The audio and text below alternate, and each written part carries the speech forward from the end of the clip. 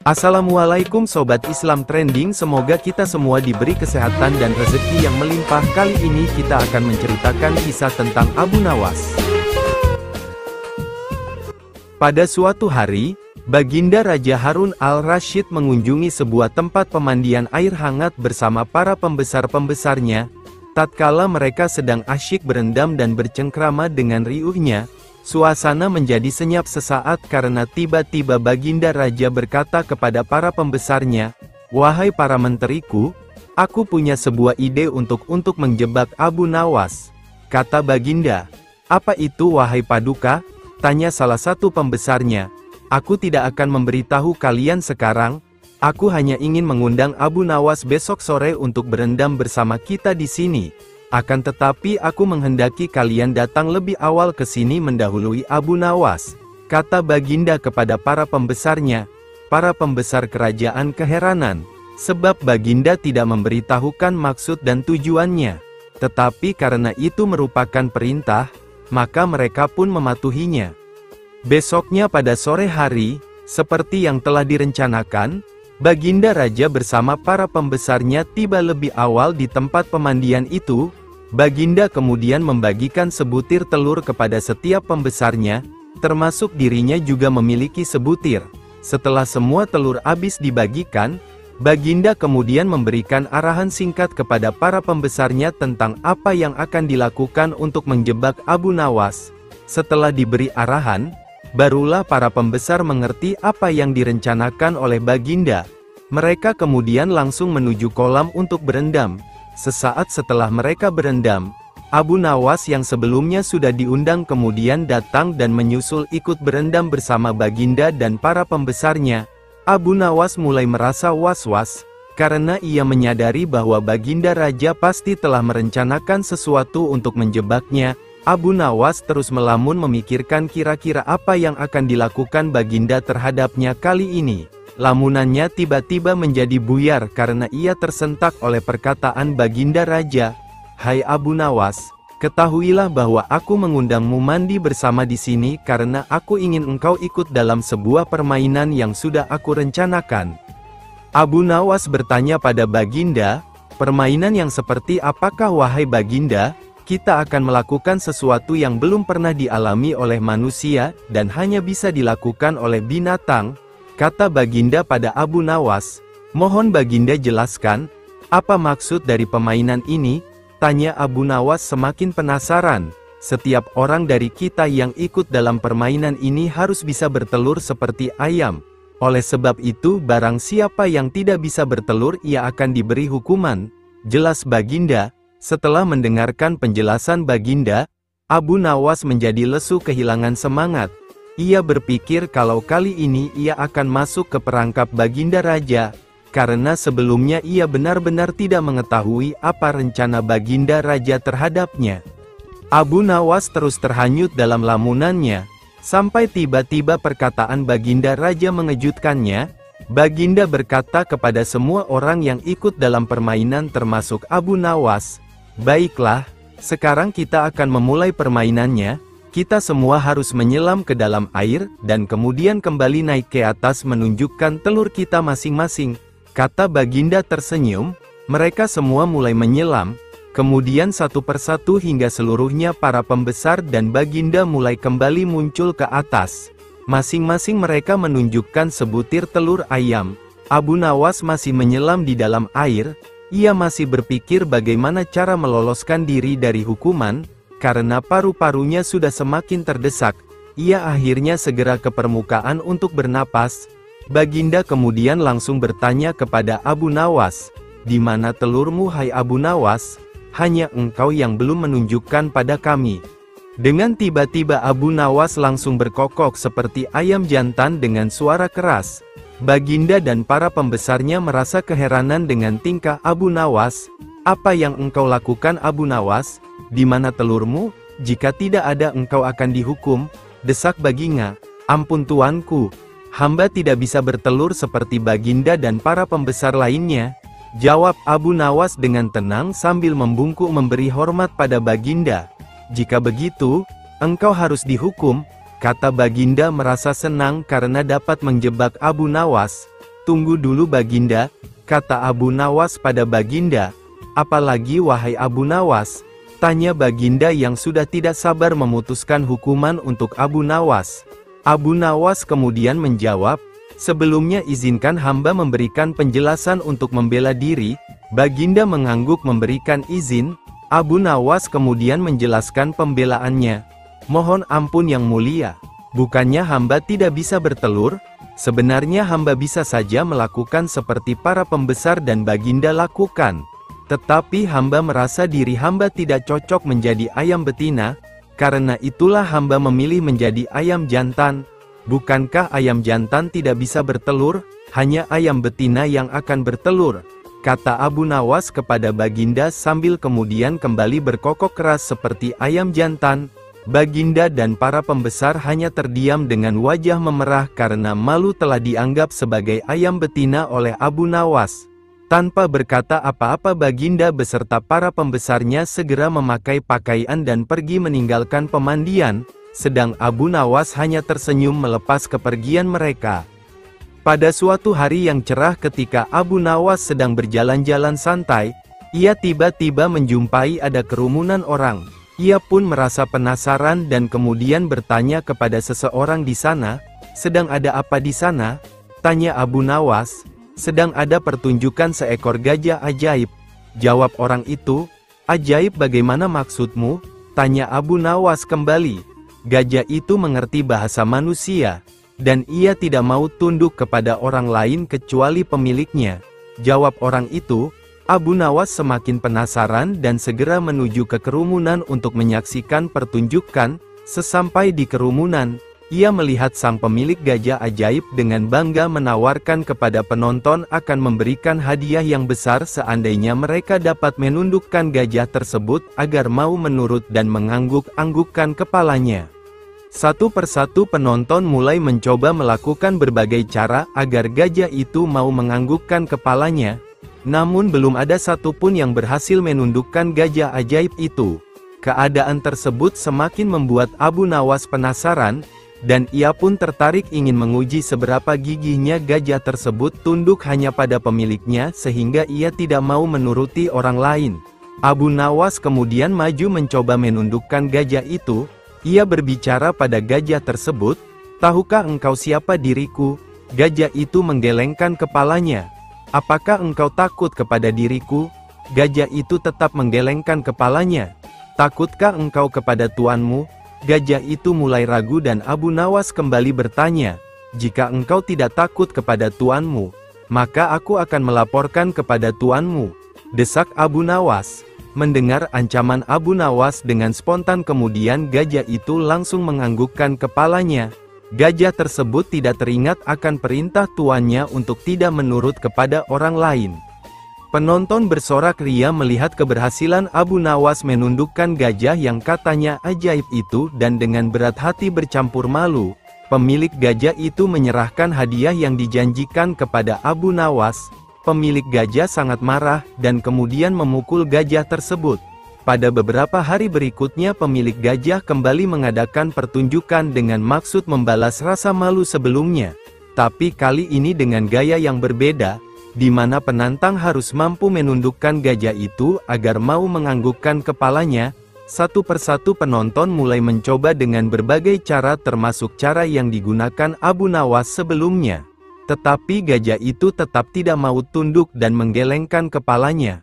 Karena sangat takut pada ancaman tuannya, tibalah giliran Abu Nawas untuk maju dan kembali melemparkan pertanyaan kepada gajah tersebut. Tahukah engkau siapa diriku? Tanya Abu Nawas.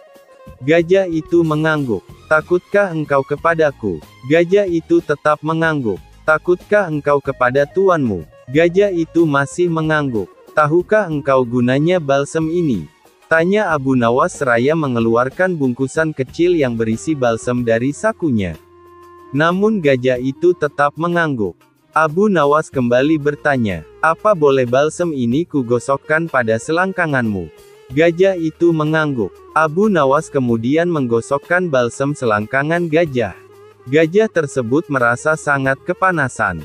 Abu Nawas kemudian mengeluarkan lagi dari sakunya bungkusan balsem. kali ini lebih besar dan dia kembali bertanya kepada gajah tersebut. Apakah boleh aku menghabiskan balsam ini untuk kugosokkan pada selangkanganmu? Tanya Abu Nawas. Gajah itu sangat ketakutan dan lupa akan ancaman tuannya. Dengan spontan kemudian gajah itu langsung menggelengkan kepalanya.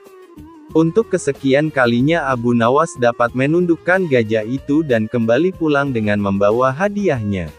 Pada suatu ketika Baginda Raja Harun al-Rasyid mengajukan 2 pertanyaan kepada para menterinya. Tapi tidak ada satupun dari mereka dapat memberikan jawaban yang dapat memuaskan Baginda. Sedang Baginda Raja sangat menginginkan jawaban yang tepat terhadap pertanyaannya.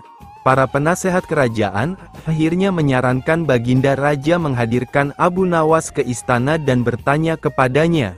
Baginda Raja kemudian memerintahkan pesuruh istana untuk menjemput Abu Nawas. Ia pun tiba dan menghadap Baginda. Baginda bertanya kepada Abu Nawas, "Wahai Abu Nawas, akhir-akhir ini aku susah tidur karena dibayang-bayangi oleh keingintahuanku menyingkap 2 rahasia alam. Mohon ampun Baginda, apa sebenarnya keingintahuan Baginda itu? Bolehkah Baginda memberitahukannya kepada hamba?" tanya Abu Nawas. Pertama, di manakah sebenarnya letak batas jagat raya ciptaan Allah? Baginda mulai mengutarakan pertanyaannya. Abu Nawas menjawab, "Di dalam pikiran, wahai Baginda. Baginda yang mulia, sesungguhnya ketidakterbatasan itu ada karena keterbatasan. Dan keterbatasan itu ada di dalam pikiran manusia. Oleh sebab itu, kita tidak akan mengetahui di mana letak batas jagat raya ciptaan Allah, karena sesuatu dengan keterbatasan tidak dapat melampaui ketidakterbatasan."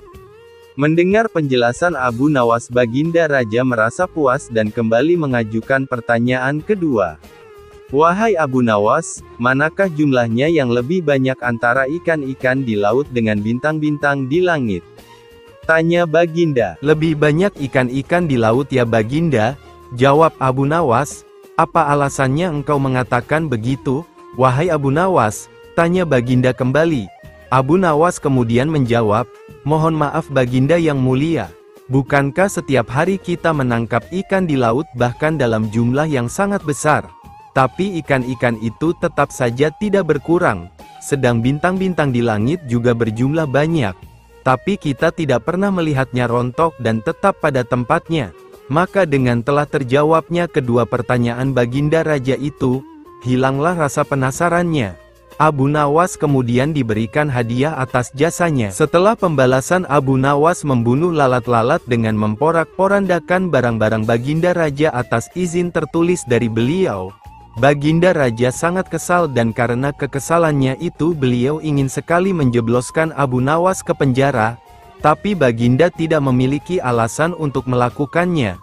Karena orang seperti Abu Nawas bukanlah orang yang gampang dicari-cari kesalahannya. Suatu hari Baginda Raja menemukan akal untuk menjebak Abu Nawas. Baginda berpikir pasti kali ini akan berhasil menghukum Abu Nawas.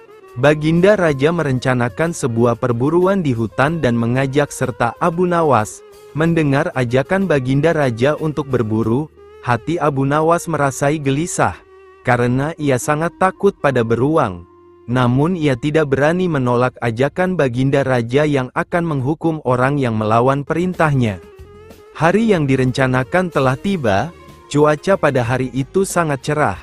Baginda Raja dan pengawal kerajaan beserta Abu Nawas di dalamnya segera berangkat menuju hutan menunggangi kuda. Ketika masih dalam perjalanan, tiba-tiba cuaca menjadi mendung. Baginda Raja kemudian memanggil Abu Nawas untuk menghadapnya. Baginda Raja berkata kepada Abu Nawas, "Wahai Abu Nawas, tahukan engkau alasan aku memanggilmu?" tanya Baginda. "Ampun Baginda Raja, hamba belum mengetahuinya," jawab Abu Nawas. Baginda Raja kemudian kembali menyambung perkataannya, "Cuaca tiba-tiba mendung, mungkin akan segera turun hujan dan hutan masih amat jauh. Sedang kita harus berkumpul di tempat peristirahatan pada waktu makan siang. Engkau akan kuberi seekor kuda yang lamban, aku dan para pengawalku akan menunggang kuda yang cepat. Tapi bila hujan turun kita harus bisa menghindari agar pakaian kita tidak basah. Kita harus melakukan dengan cara kita sendiri. Sekarang mari kita berpencar, titah raja kepada Abu Nawas. Abu Nawas pun segera menunggangi kuda yang lamban dan ia tertinggal di belakang. Abu Nawas merasa kecewa, namun ia sudah menyadari jika Baginda Raja ingin menjebaknya dengan mencari-cari kesalahannya. Sebab jika ia tidak bisa melaksanakan titah Baginda, maka ia akan mendapatkan hukuman. Mungkin ia akan dijebloskan ke penjara. Karena itulah alasan Baginda Raja mengajaknya, mungkin untuk pembalasan atas penghancuran barang-barang Baginda yang ia lakukan, pikirnya. Hujan tiba-tiba turun. Baginda Raja dan pengawalnya segera memacu kuda mereka yang cepat menuju tempat berteduh sementara. Namun hujan yang begitu lebat tidak bisa dihindari, mereka sudah lebih dulu basah kuyup sebelum tiba di tempat berteduh. Akhirnya ketika waktu makan siang tiba, berangkatlah Baginda Raja dan pengawalnya untuk makan siang menuju tempat peristirahatan mereka dengan pakaian yang masih basah. Akan tetapi belum lama mereka sampai di sana menyusullah Abu Nawas dengan kuda lambannya. Baginda Raja dan pengawalnya dibuat bingung melihat Abu Nawas yang menyusul begitu cepat dan dengan pakaian yang masih kering. Mereka heran atas hal yang mereka anggap mustahil, tapi bisa dilakukan Abu Nawas. Pada hari berikutnya Baginda Raja memberikan Abu Nawas seekor kuda yang cepat larinya, sedang beliau beserta pengawalnya menunggangi kuda yang lamban. Setelah mereka berpencar, cuaca pun tiba-tiba menjadi mendung dan hujan segera turun. Baginda Raja dan pengawalnya basah kuyup, tidak bisa menghindari hujan karena kuda tunggangan mereka sangat lamban. Abu Nawas segera memacu kudanya cepatnya menuju tempat peristirahatan dan ia lebih dulu sampai di sana dari rombongan Baginda Raja. Ketika Baginda dan pengawalnya tiba dengan pakaian yang masih basah, mereka pun semakin bingung dan penasaran melihat Abu Nawas yang masih kering bajunya. Baginda Raja yang sudah sangat penasaran langsung bertanya kepada Abu Nawas, "Wahai Abu Nawas, aku sangat penasaran bagaimana kamu bisa menghindari hujan. Sebab meski kita terpencar ketika hujan datang kita masih sama-sama dalam perjalanan dan engkau sama sekali tidak basah. Begitu juga ketika kami menunggangi kuda yang cepat. Akan tetapi kami tetap tidak bisa mencapai tempat berteduh, apalagi dengan tunggangan yang lamban ini tentu saja akan membuat kami kebasahan." Abu Nawas tersenyum mendengar pertanyaan Baginda yang sudah sangat penasaran padanya. Ia lalu menjawab, "Mudah sekali Baginda Raja. Hamba sebenarnya tidak menghindar dari hujan. Tapi ketika hujan datang hamba cepat-cepat membuka pakaian dan melipatnya, kemudian hamba langsung mendudukinya sehingga pakaian hamba tetap kering. Dan ketika hujan berhenti hamba kemudian memakainya lagi."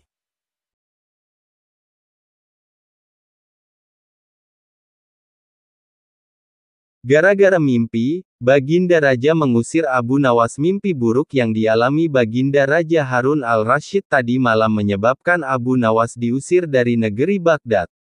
Abu Nawas tidak berdaya. Bagaimanapun ia harus segera menyingkir meninggalkan negeri Baghdad hanya karena mimpi. Masih jelas terngiang-ngiang kata-kata Baginda Raja di telinga Abu Nawas. "Tadi malam aku bermimpi bertemu dengan seorang laki-laki tua, lah mengenakan jubah putih, lah berkata bahwa negerinya akan ditimpa bencana bila orang yang bernama Abu Nawas masih tetap tinggal di negeri ini, lah harus diusir dari negeri ini sebab orang itu membawa kesialan, lah boleh kembali ke negerinya dengan syarat tidak boleh dengan berjalan kaki, berlari, merangkak, melompat-lompat dan menunggang keledai atau binatang tunggangan yang lain."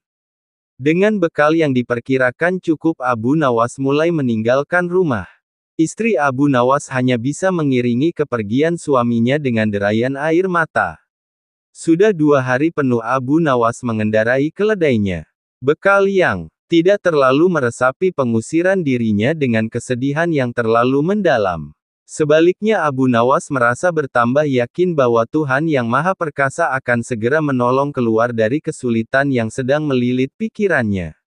Bukankah tiada seorang teman pun yang lebih baik daripada Allah SWT dalam saat-saat seperti itu?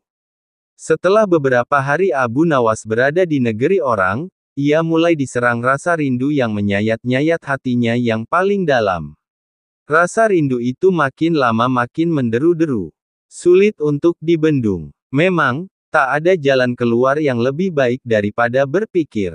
Tetapi dengan akal apakah ia harus melepaskan diri? Begitu tanya Abu Nawas dalam hati.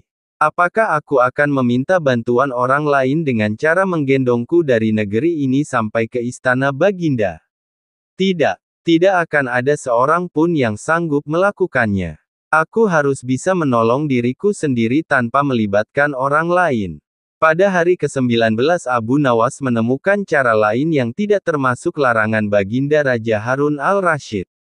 Setelah segala sesuatunya dipersiapkan, Abu Nawas berangkat menuju ke negerinya sendiri. Perasaan rindu dan senang menggumpal menjadi satu. Kerinduan yang selama ini melecut-lecut semakin menggila. Selama ini melecut-lecut semakin menggila karena Abu Nawas tahu sudah semakin dekat dengan kampung halaman.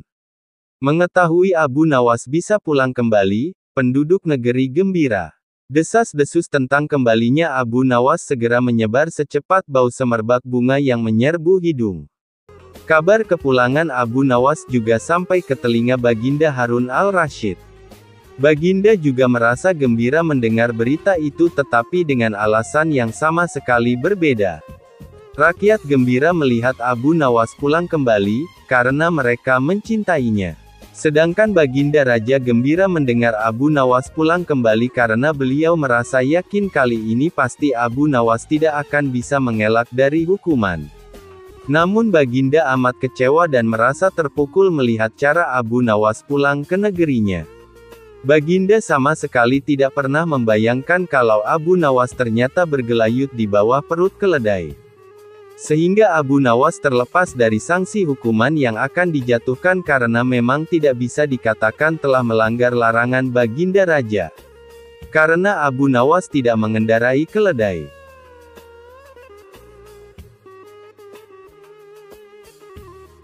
Menghindari hujan. Kisah Abu Nawas kali ini menceritakan tentang bagaimana Abu Nawas menghindari hujan agar bajunya tidak basah saat makan siang di tempat peristirahatan Baginda saat mereka sedang menuju tempat berburu di hutan.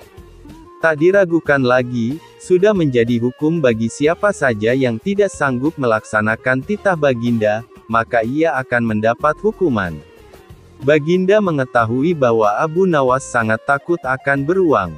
Maka dari itu Baginda mengajaknya berburu di hutan untuk menangkap beruang, dan Abu Nawas tak bisa menolaknya.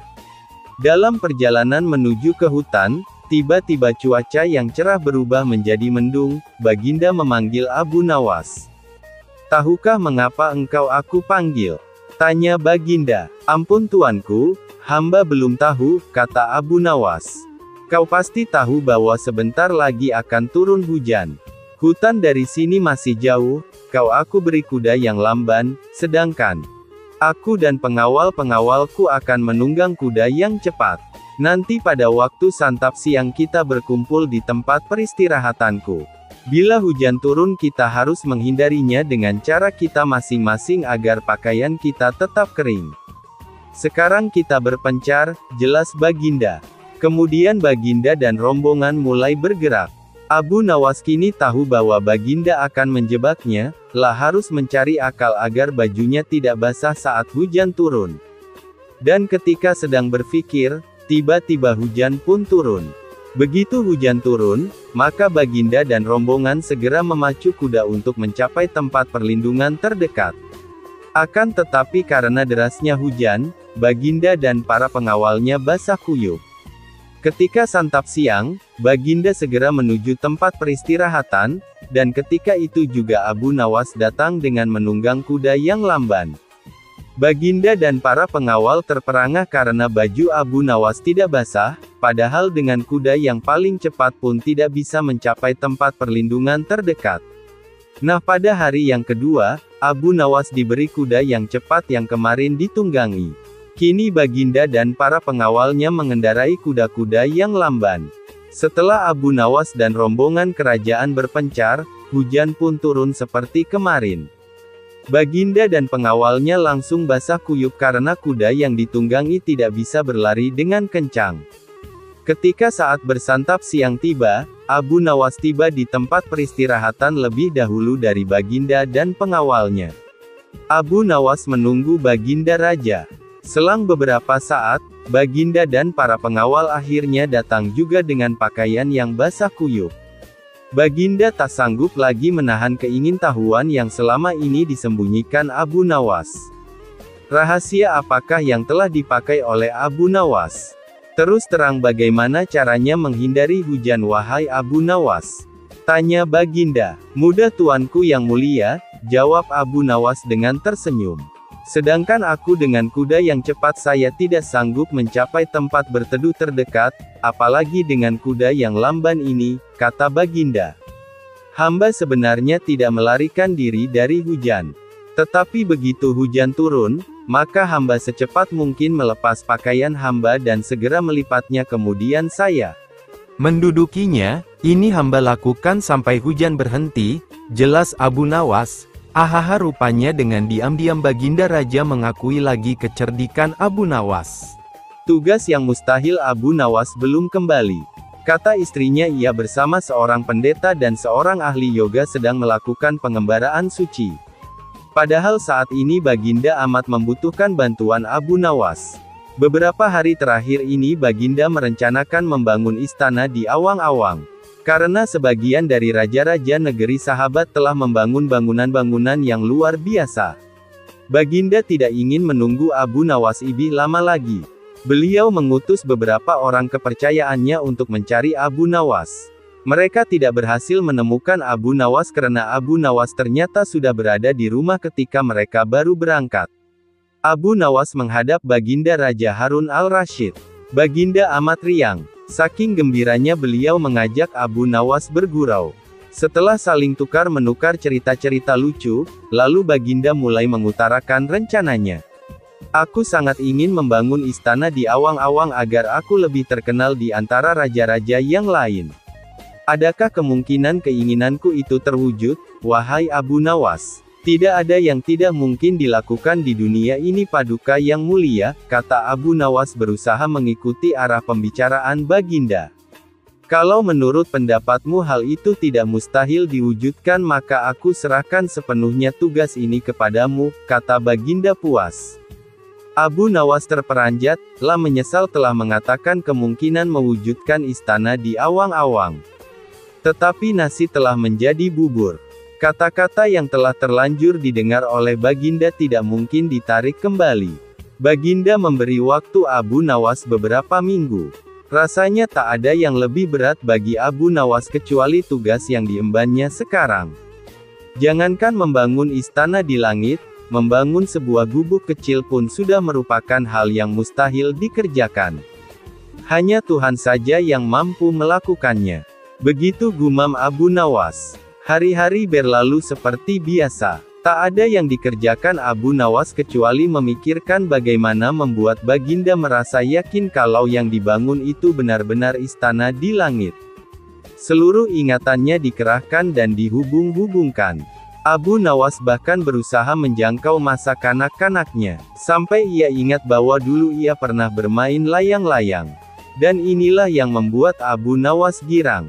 Abu Nawas tidak menyia-nyiakan waktu lagi, lah bersama beberapa kawannya merancang layang-layang raksasa berbentuk persegi 4. Setelah rampung baru Abu Nawas melukis pintu-pintu serta jendela-jendela dan ornamen-ornamen lainnya. Ketika semuanya selesai Abu Nawas dan kawan-kawan menerbangkan layang-layang raksasa itu dari suatu tempat yang dirahasiakan. Begitu layang-layang raksasa berbentuk istana itu mengapung di angkasa, penduduk negeri gempar. Baginda Raja girang bukan kepalang. Benarkah Abu Nawas berhasil membangun istana di langit? Dengan tidak sabar beliau didampingi beberapa orang pengawal bergegas menemui Abu Nawas. Abu Nawas berkata dengan bangga, "Paduka yang mulia, istana pesanan Paduka telah rampung. Engkau benar-benar hebat wahai Abu Nawas," kata Baginda memuji Abu Nawas. "Terima kasih Baginda yang mulia," kata Abu Nawas, "lalu bagaimana caranya aku ke sana?"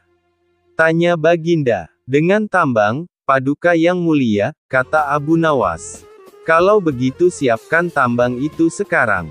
Aku ingin segera melihat istanaku dari dekat, kata Baginda tidak sabar. Maafkan hamba Paduka yang mulia. Hamba kemarin lupa memasang tambang itu. Sehingga seorang kawan hamba tertinggal di sana dan tidak bisa turun, kata Abu Nawas. Bagaimana dengan engkau sendiri Abu Nawas? Dengan apa engkau turun ke bumi?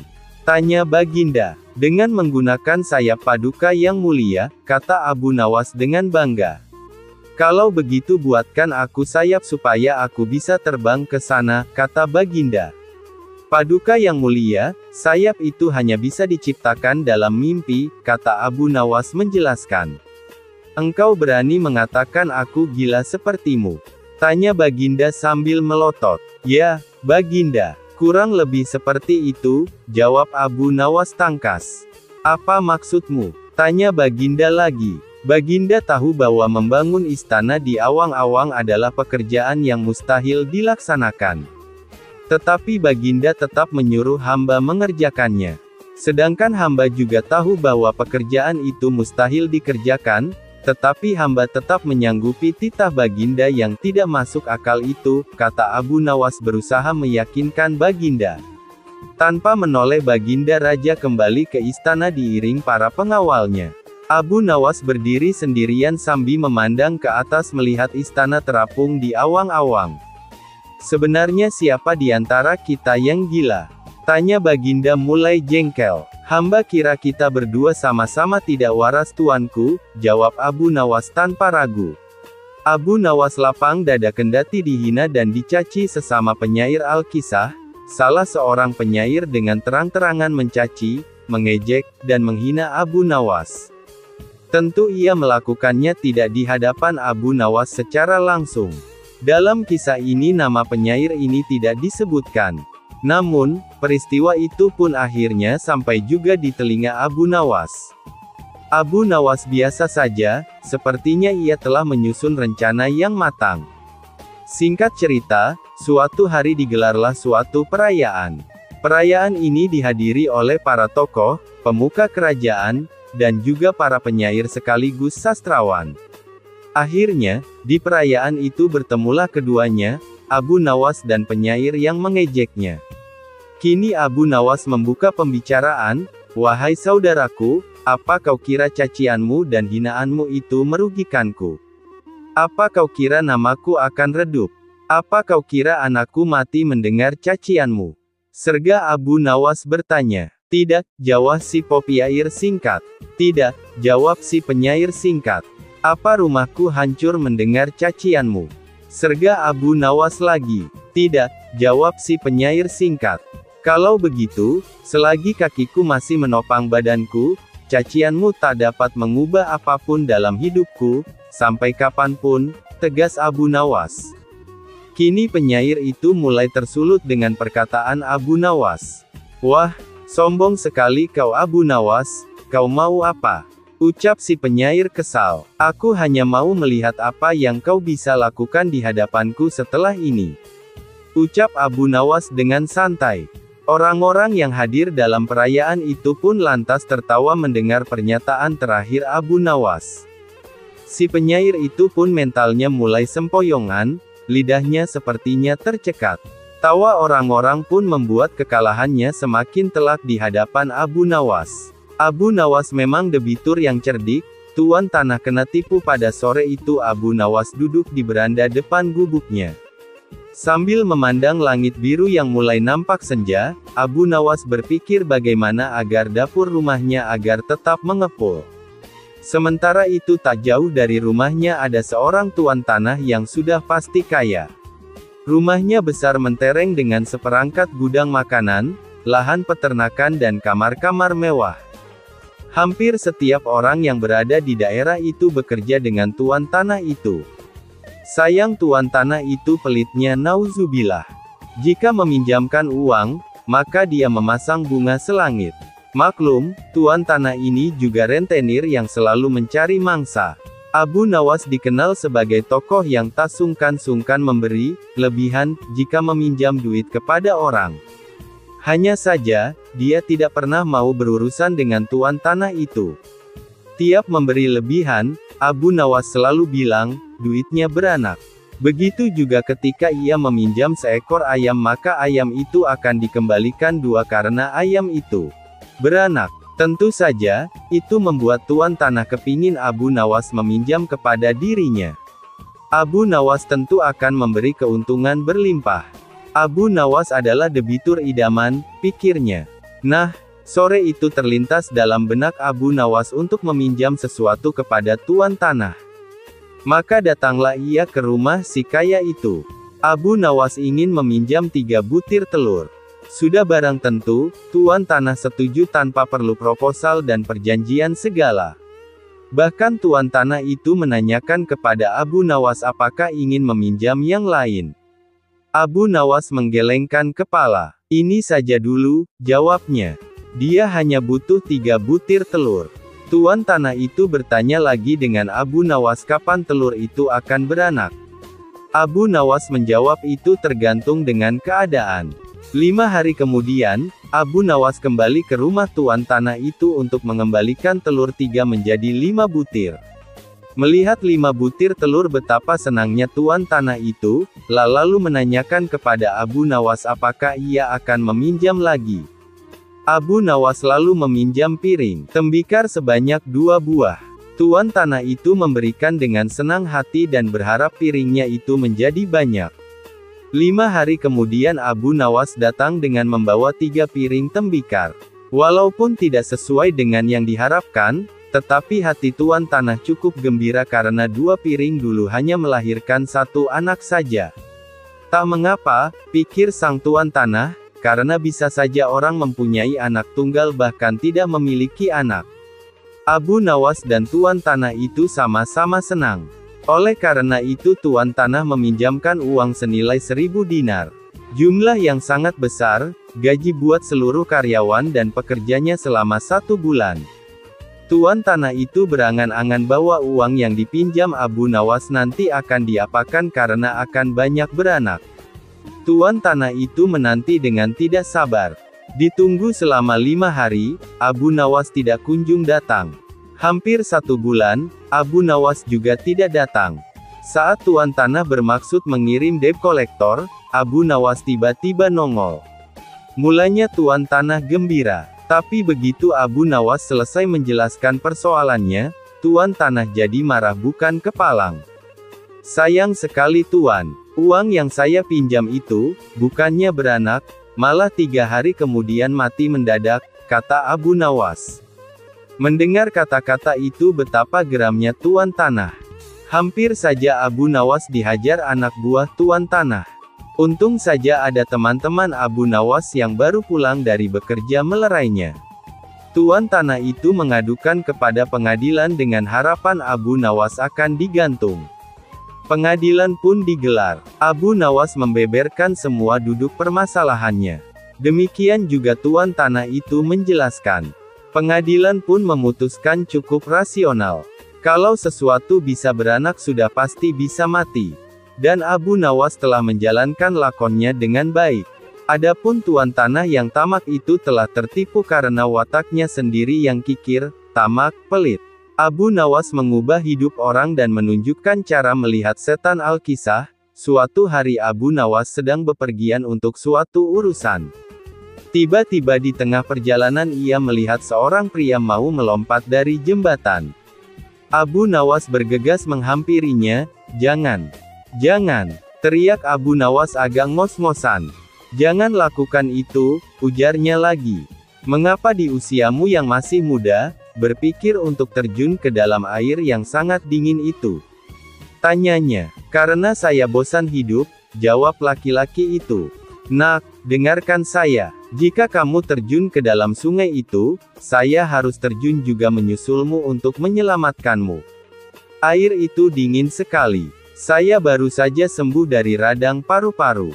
Tahu maksud saya bisa mati. Saya mempunyai istri dan anak. Apakah kamu mau hidup dengan beban pikiran seperti ini?" ujar Abu Nawas. "Tentu saja tidak," jawab pemuda itu. "Maka dengarkan saya. Jadilah orang baik-baik. Bertobatlah dan Allah akan mengampuni kamu. Pulanglah."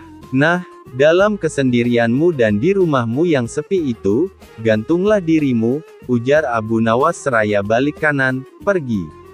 Pemuda itu pun meninggalkan jembatan tersebut. Dalam perjalanan selanjutnya, tiba-tiba seorang laki-laki menghampiri Abu Nawas. Laki-laki yang menemui Abu Nawas ini terkenal dengan kebejatannya. Tanpa basa-basi laki-laki tadi langsung bertanya kepada Abu Nawas perihal keinginannya agar bisa melihat wujud setan. Wahai Abu Nawas, aku ingin sekali memiliki kemampuan melihat setan. Apa kau bisa mengajariku bagaimana cara melihatnya? Tanya laki-laki bejat itu. Tentu bisa, tepat sekali kau bertemu denganku. Abu Nawas mengiyakan permintaan laki-laki tadi dengan entengnya. Kalau begitu tunjukkan kepadaku, ujar laki-laki itu. Itu mudah sekali, apa kau memiliki cermin di rumah? Imbu Abu Nawas. Tentu saja punya wahai Abu Nawas, jawab laki-laki tadi. Jadi begini caranya, pandangi cerminmu betul-betul. Tak butuh waktu lama kau akan, jadi begini caranya, pandangi cerminmu betul-betul. Tak butuh waktu lama kau akan melihat wujud setan yang ingin kau ketahui itu, jelas Abu Nawas. Laki-laki bejat tadi berlalu sambil tertawa, kurang ajar kau Abu Nawas, ucapnya tertawa ngakak. Abu Nawas ternyata perenang yang tangguh, Baginda berdecak kagum Al-Kisah, pada suatu yang cerah Raja Harun al-Rasyid memanggil Abu Nawas. Hari ini saya punya misi lain untukmu, Abu Nawas, titah raja dengan wajah serius. Apa yang harus saya kerjakan, Yang Mulia? Tanya Abu Nawas penuh tanda tanya. Kau tahu bahwa kita punya teluk yang luas, bukan? Tanya raja kemudian. Menyedihkan sekali tak seorang pun pernah menyeberang teluk. Saya bertanya-tanya, apakah mungkin seorang manusia berenang ke seberang teluk? Lanjut Baginda Raja. Abu Nawas masih khusyuk mendengar titah selanjutnya, ketika Baginda berujar, Abu, saya butuh kau menjawab keingintahuanku. Saya mau kau mengambil misi ini sebagai tugas terhormat. Titah Raja akhirnya, Tuan, saya bukan seorang perenang yang baik, kila Abu Nawas dengan wajah pucat. Saya tahu, ucap Baginda mendesak. Tapi setiap orang mengetahui kalau kau adalah pria terpintar di negeri ini. Kau harus dapat mengerjakan tugas ini, kata raja dengan nada memaksa. Abu Nawas tidak bisa berkutik. Dia tergagap. Kemudian dengan sangat terpaksa dia berujar, ya, saya akan mengerjakannya, Yang Mulia. Pertemuan selesai. Abu Nawas menggerutu begitu meninggalkan istana. Kepalanya tiba-tiba menjadi berat. Susah diajak berpikir. Asam lambungnya juga naik, tanda stres sedang hinggap. Selanjutnya si cerdik ini berjalan gontai ke pantai, lah memandangi teluk yang luas itu. Beberapa kali ia menarik nafas dalam-dalam.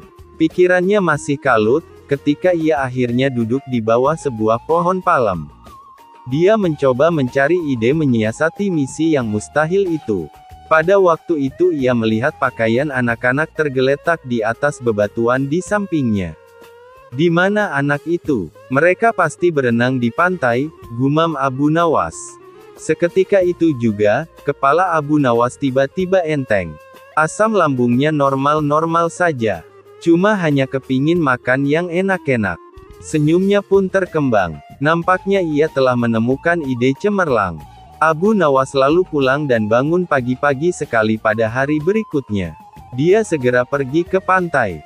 Sambil tersenyum, Abu Nawas melepaskan pakaian dan cincinnya lalu meletakkannya di pasir, lah juga melepaskan sepatunya dan meletakkannya di samping pakaiannya. Setelah itu, Abu Nawas kembali lagi ke rumah. 1 jam kemudian raja dan para menterinya datang ke pantai. Mereka terkaget-kaget ketika mengetahui ada pakaian Abu Nawas yang teronggok di atas pasir. Mereka pun berspekulasi, Abu Nawas sedang berenang mengarungi laut untuk mencapai teluk. Luar biasa, ini orang, gumam Baginda geleng-geleng kepala. Tapi sebagian dari mereka meragukan kalau Abu Nawas yang punya kemampuan berenang pas-pasan berani mengarungi laut. Untuk membuktikan rasa penasaran, mereka semua akhirnya sepakat untuk mendatangi rumah Abu Nawas. Sampai di rumah Abu Nawas, raja dan para menteri hanya ditemui oleh istrinya, lah mengatakan kalau Abu Nawas meninggalkan rumah pagi hari sebelumnya.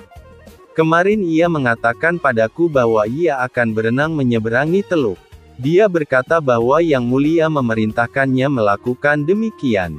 Sebenarnya saya tak tega membiarkannya pergi karena saya tahu ia bukan perenang yang baik, kata wanita itu dengan sedih. Tiba-tiba datang seorang pengawal istana melapor, Yang Mulia, Abu Nawas ditemukan. Pengawal itu kemudian bercerita jika pada sore hari 3 nelayan di pantai melihat seorang pria berenang. Ketika mereka mendekatinya, mereka tahu bahwa yang berenang adalah Abu Nawas. Karena terlihat sangat lelah, maka mereka membantu Abu Nawas mencapai pantai. Tapi tak lama setelah itu Abu Nawas malah pingsan. Tak lama setelah itu, raja dan beberapa pengawal pergi ke pantai. Raja lalu duduk di samping Abu Nawas. Abu, panggil raja sambil menggoyang-goyangkan tubuh Abu Nawas. Pelan sekali, Abu Nawas membuka matanya. Legalah hati Raja Harun al-Rasyid, lah memegang tubuh Abu Nawas dengan erat, lah terlihat sangat menyesal karena telah menyebabkan Abu Nawas menderita. Abu Nawas tersenyum tipis ketika sang raja memeluknya dan mengatakan, "Kau hebat, Abu." Abu Nawas, Abu Wardah, dan seorang pengemis. Pada suatu ketika, seorang pengemis mendatangi rumah Abu Nawas. Laki-laki itu meminta makanan karena, menurut pengakuannya, seharian perutnya belum terisi. Abu Nawas tengok kiri tengok kanan seperti orang bingung. Di rumah juga belum ada makanan yang siap saji. Tapi Abu Nawas kepingin membantu pengemis itu. Tidak sekadar memberi makan. "Kenapa engkau mengemis? Apa engkau tidak mempunyai pekerjaan?" tanya Abu Nawas. "Maaf Tuan, saya sudah lama mencari pekerjaan, tapi belum juga ada yang mau menerima saya bekerja," jawab pengemis itu. "Lalu, apa engkau mau bekerja sekalipun pekerjaan itu berat?" tanya Abu Nawas. "Asalkan halal, saya mau Tuan," jawab si pengemis. Akhirnya Abu Nawas mengantarkan pengemis itu menemui sahabatnya, Abu Wardah. Singkat cerita, setelah pengemis itu diberi makan maka Abu Wardah memberi pekerjaan mencabut rumput di pekarangan rumah. Ternyata, lelaki ini merupakan seorang pekerja yang sangat rajin dan tangkas. Dalam waktu singkat saja, pekerjaannya pun selesai. Abu Wardah pun sangat kagum dan tergerak hatinya untuk memberikan pekerjaan yang lebih serius, lah pun meminta pekerja baru itu untuk memisahkan satu ember kurma menjadi 3 bagian. Yang bagus diletakkan di keranjang pertama, sementara yang lumayan bagus diletakkan di keranjang kedua, dan kurma yang jelek diletakkan di keranjang ketiga.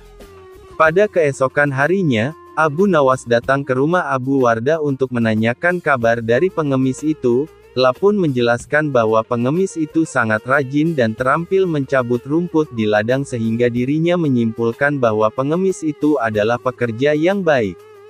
Maka dari itu Abu Wardah memberikan pekerjaan yang lebih serius kepadanya. "Sekarang dia bekerja apa?" tanya Abu Nawas. "Tadi malam saya suruh untuk memisahkan kurma-kurma menjadi 3 bagian. Mari kita ke sana untuk melihatnya, tentu sudah selesai pekerjaannya itu," kata Abu Wardah. Tapi apa yang terjadinya? Keduanya mendapati pengemis itu sedang tidur pulas. Tugas yang diberikan tidak dikerjakan. Dengan penuh tanya, Abu Wardah pun membangunkan pengemis itu. "Kenapa engkau tidak menyelesaikan pekerjaanmu yang sangat mudah itu?" tanya Abu Wardah. "Maaf Tuan, kalau hanya memindahkan kurma, sesungguhnya itu mudah, yang sulit adalah membuat keputusan mana kurma yang baik, lumayan baik, dan jelek, karena saya tidak diberitahu sebelumnya," jawab pengemis. "Sungguh itu tak terpikirkan olehku," kata Abu Wardah menepuk jidatnya. Abu Nawas pun tersenyum melihat kejadian itu.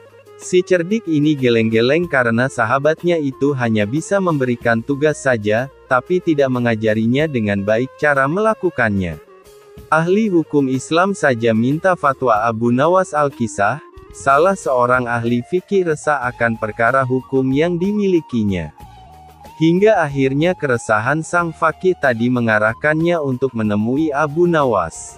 Singkat cerita, bertemulah sang faqih dengan Abu Nawas. Tanpa basa-basi sang faqih pun mengutarakan keresahannya. "Wahai Abu Nawas, aku membutuhkan pertolonganmu. Aku ingin engkau memberikan fatwa kepadaku perihal keresahanku selama ini, dan semoga engkau mendapatkan balasan dari Allah atas kebaikanmu." Sang faqih berbasa-basi. "Keresahan apa yang kau hadapi? Katakan saja," kata Abu Nawas. "Wahai Abu Nawas, manakah yang lebih utama, berjalan di depan iring-iringan jenazah atau di belakangnya?" tanya si ahli fikih. "Wahai ahli fikih, jangan terlalu serius dan resah perihal urusan remeh-temeh seperti ini," jawab Abu Nawas. "Wahai Abu Nawas, manakah yang lebih utama, berjalan di depan iring-iringan jenazah atau di belakangnya?" tanya si ahli fikih. "Wahai ahli fikih, jangan terlalu serius dan resah perihal urusan remeh-temeh seperti ini," jawab Abu Nawas. "Lantas fatwa apa yang bisa kau beri padaku perihal perkara ini?" sergah sang ahli fikih penasaran. Abu Nawas pun menjawab, "Berjalanlah sesukamu, depan belakang, kanan kiri itu sama saja, asal jangan kau naiki keranda jenazahnya." Keseriusan ahli fikih yang tadinya menyimak uraian Abu Nawas, berubah menjadi tawa. Sang ahli fikih itu pun pergi dengan rasa puas dan tertawa sepanjang perjalanan. Baginda Raja jadikan tempat tidur Abu Nawas sebagai WC. Baginda Raja mendadak kangen, ingin bertemu dengan Abu Nawas. Soalnya, sudah beberapa hari ini si cerdik ini tak menampakkan batang hidungnya. Sudah beberapa kali, lewat utusannya, Baginda memanggil Abu Nawas. Namun sang pelipur lara ini belum juga menampakkan diri. Pada hari itu, rindu Baginda Raja tak tertahankan, lah ingin Abu Nawas menghibur hatinya yang galau. Setelah lama berpikir mencari cara agar Abu Nawas mau datang ke istana, Baginda Raja akhirnya menemukan ide yang super jahil. Raja kemudian memanggil 3 orang prajurit dan menyuruh mereka pergi ke rumah Abu Nawas. "Pengawal, pergilah ke rumah Abu Nawas. Beraklah di tempat tidurnya. Kalau kalian berhasil, maka masing-masing akan aku beri uang 1000 dirham, titah Baginda Raja serius. Kendati terasa aneh, tanpa pikir panjang, ketiga utusan Baginda Raja tersebut langsung menerima perintah Baginda. "Daulat Paduka," jawab ketiga prajurit tersebut secara bersamaan. Mereka pun langsung berangkat menuju rumah Abu Nawas sesuai titah Baginda Raja.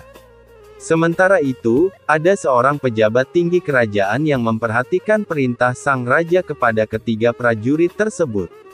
Pejabat itu memberanikan diri untuk bertanya kepada raja, "Maaf Paduka, bukankah tugas yang diberikan itu tampak aneh dan menghina?" Ujar pejabat setingkat pati itu. "Memang benar, tapi itulah siasatku agar Abu Nawas segera hadir ke istana," jawab Baginda terkekeh. "Apakah gerangan rencana Baginda?" tanya pejabat itu lagi menunjukkan bahwa dirinya belum paham. "Nanti kamu akan segera mengetahuinya, dan sekarang kamu ikutilah ketiga anak buahmu itu dan intailah mereka. Sampaikan kepada Abu Nawas, bila dia berhasil menggagalkan tugas prajurit itu, maka ia akan aku beri uang 3000 dirham dan sekaligus ia boleh memukul utusanku itu," kata Baginda Raja. Dengan perasaan yang masih bingung, pejabat itu segera melaksanakan perintah Raja. Dia segera berkemas dan menuju ke rumah Abu Nawas. Para prajurit Baginda Raja Harun al-Rasyid yang sudah berangkat lebih dulu sudah tiba di rumah Abu Nawas. Ketiganya langsung mengetuk pintu rumah. Tak lama setelah itu, Abu Nawas pun membukakan pintu dan bertemu ketiga utusan Baginda Raja. "Kami diutus oleh Baginda Raja untuk buang air besar di tempat tidurmu. Karena ini perintah Raja, kamu tidak boleh menolak," kata salah satu prajurit. Abu Nawas kaget bukan kepalang. Tapi ia segera sadar, permainan sedang dirancang Baginda Raja. Oh, silakan. Saya sama sekali tidak keberatan. Silakan saja kalau kalian mampu melaksanakan perintah Raja, ucap Abu Nawas kemudian, segera memutar otak. Betul, tanya prajurit Raja memastikan. Iya, silakan saja, sahut Abu Nawas enteng. Abu Nawas mengawasi orang-orang itu beranjak ke tempat tidurnya dengan perasaan geram yang sudah ia tahan. Betul-betul kelewatan, gumam Abu Nawas dalam hati. Abu Nawas memutar otak untuk menggagalkan tindakan bodoh dan kurang ajar tiga prajurit itu. Setelah berpikir beberapa saat, Abu Nawas akhirnya menemukan cara untuk menggagalkan tugas para utusan tersebut. Pada saat para utusan itu hendak bersiap-siap buang air besar, mendadak Abu Nawas berkata di balik jendela kamar. Hai para utusan Raja, ada yang lupa saya sampaikan kepada kalian, kata Abu Nawas. Apa itu? Tanya salah satu utusan Raja. Saya ingatkan supaya kalian jangan melebihi perintah Baginda Raja. Jika kalian melanggar, saya akan pukul kalian dengan sebuah pentungan besar dan setelah itu saya akan laporkan kepada Baginda bahwa kalian melanggar perintahnya, ancam Abu Nawas. Dengan cekatan Abu Nawas segera mengambil sebatang kayu besar yang ada di dapur rumahnya, kemudian berlari kembali ke kamarnya dengan membawa pentungan kayu besar itu. Hai, apa maksudmu tadi Abu Nawas? Tanya salah satu utusan. Ingat, perintah Raja hanya buang air besar saja dan tidak boleh lebih dari itu, jawab Abu Nawas. Iya, benar, jawab utusan Raja.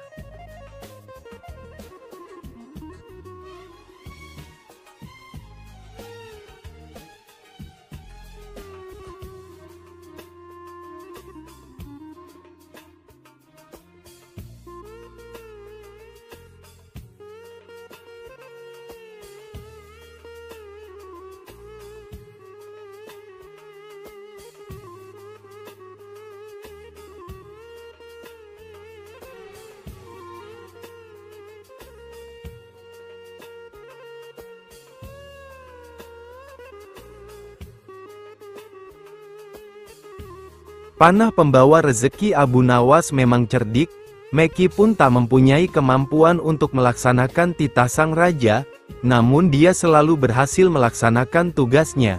Dan hadiah selalu menanti, sungguh rezeki yang tak disangka.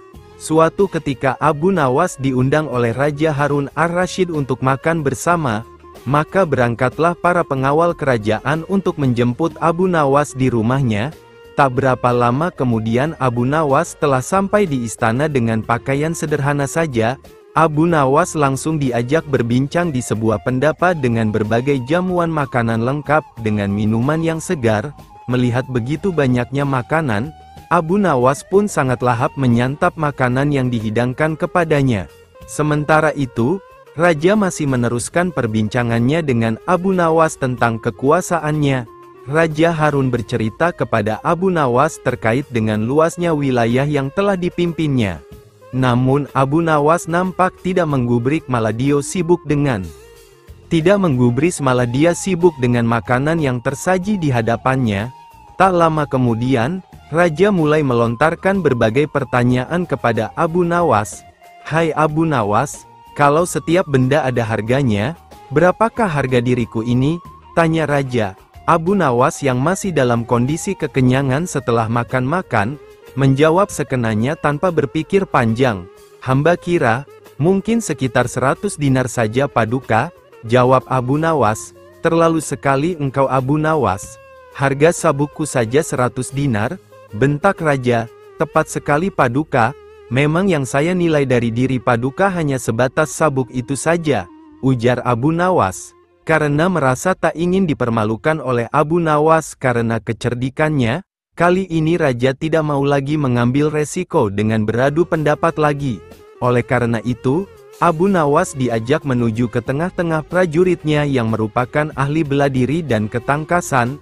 Ayo Abu Nawas, di hadapan para prajuritku, tunjukkanlah kemampuan memanahmu, panahlah sekali ini saja. Kalau panahmu dapat mengenai sasaran, hadiah akan menantimu.